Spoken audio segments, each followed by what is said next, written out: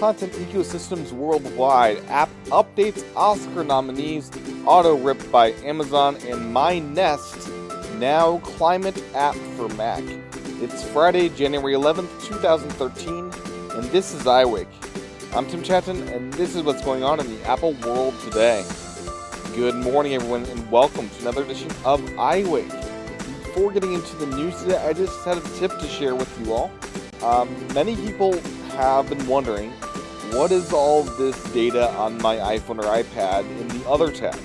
Well, one possible thing it could be is your email. That's right, if you are somebody that uses folders heavily, if you're one of those people, I'm not one of those people. If you are, those folders, many times, often, if not always, are actually synced down locally to your device and can take up several gigs of storage if you're not careful. So if you're a big email user, if you're big with folders, that could be a problem that you are having. So that's just a tip about managing storage on your iOS device and email, and hopefully this is helpful for those listening. Next up today is a little map, a little study into content ecosystems around the world. What I mean here is, where can I digitally buy music, movies, TV shows worldwide? Where is this available? Who provides it? All of that. And it seems that Apple is the clear winner here for most things worldwide, that they're the ones bringing the content to the masses, and that this is one cloud service they're quite good at. So we've got four companies here. We have Apple, we have Microsoft, we have Google, and Amazon. Music-wise, Apple provides access to 60.96% of the world. There's a lovely map showing all this off. Africa is one noticeable spot that's missing, and even I think China is excluded from this as well.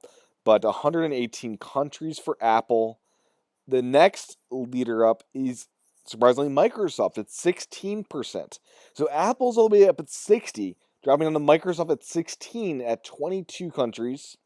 Google, or Amazon's the next one up at 10.75%, with only 7 countries being served to just deliver music. And then Google is laughable at 1%, or 4% of the countries, 4.47%, with just one country, the United States. So let's move away from music and move towards movies. Apple, again, is the clear winner here with 50.67% of the world covered by Apple. That covers 66 countries, and forgive me, these percentages are percentage of world population with access. So in music, 60% of the world has access to Apple Music, 50% of the world has access to Apple Movies.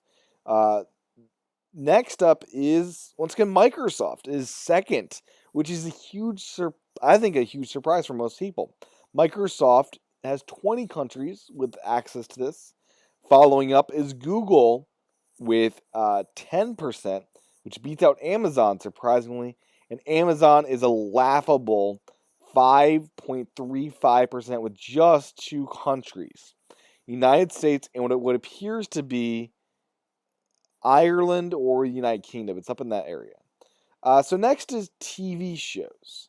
And TV shows are not really a big thing worldwide. And actually, I'm not finding those in this list here. Oh, actually, here we go. So TV shows, very tight niche here. Apple's tied with Microsoft at 8.3%. Then Amazon at 5.4%. Then TV at 4.5%. If you go into ebooks, Amazon's the clear winner, over 56%. Apple is next up with 20%. You have, in the green here, is Google with 12%, Microsoft at 0%. And then apps, surprisingly, or not so surprisingly, Microsoft at 90%, Apple at 88%, Google at 69%, and Amazon at 8.9%. So, very interesting data here to take a look at and go over yourself. There's more analysis on this website at Mac Stories. A great little read, a great little section to check out. Next up today, 2 app updates. First up cut the rope. This is a big update. A new box of levels. 25 new levels have been added to this application. So you can get lots of awesome stuff out of this. A new way to get candy to Om Nom's mouth.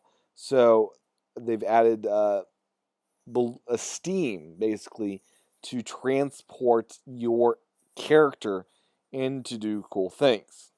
Now, next up is PDF Pen for iPad. They've added a custom URL scheme for launching the application, which is helpful for third-party developers. They added the ability to take a photo from the camera to page, improve Dropbox syncing of folders, and a lot of other nice little things.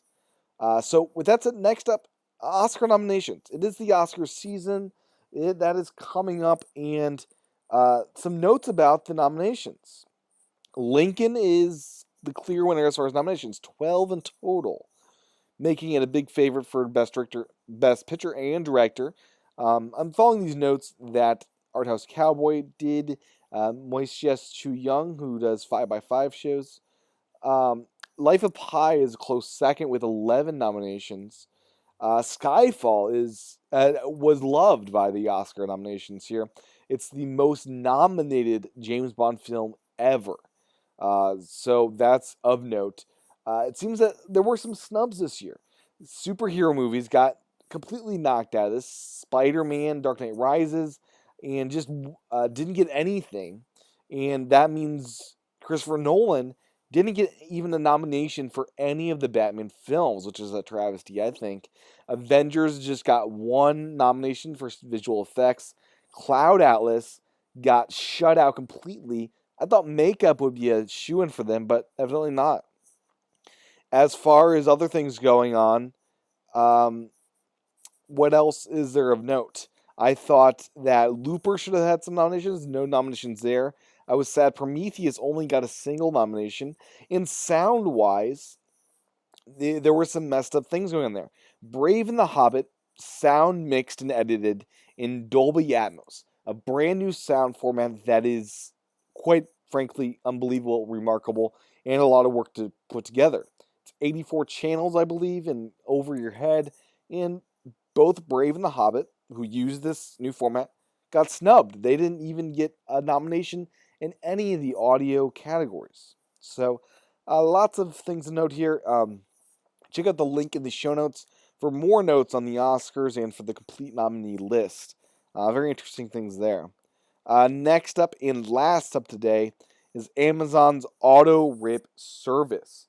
This is a new service by Amazon, and a pretty cool one at that. So, basically the premise is you buy a CD from Amazon. After you purchase it, automatically those MP3s are in your Amazon Cloud Player account. So this is both for new titles that you buy today and for past titles back to 1998. So what this means is I noticed myself I had 2 CDs that were eligible for this, and that's surprising because I know I purchased many, many more CDs from Amazon than those 2. So it's evident not all CDs are eligible, but many are. So basically, you buy something, it's automatically in your Amazon account. Now, this is a pretty cool thing because what this enables you to do is to continue buying physical media, but have none of the side effects of not doing digital media. Digital media is instant, and this makes physical media instant by having it into your Amazon library. So I would love to see them do this with movies, with TV shows, with books. Those are tough nuts to crack, and we'll see if those get cracked. I would love to see, this is one of the big benefits Amazon has as a company over something like Apple, who doesn't sell physical goods. But nevertheless, an interesting development. More information in the show notes about Amazon's AutoRip. If I were you, I'd just log into your Amazon account and see what songs you have now in your library.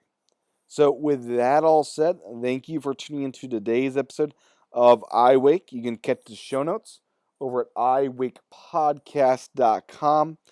I also do videos over at youtube.com/TCHATEN. Finally, I I do this thing called iWake again every weekend, or most weekends I try to.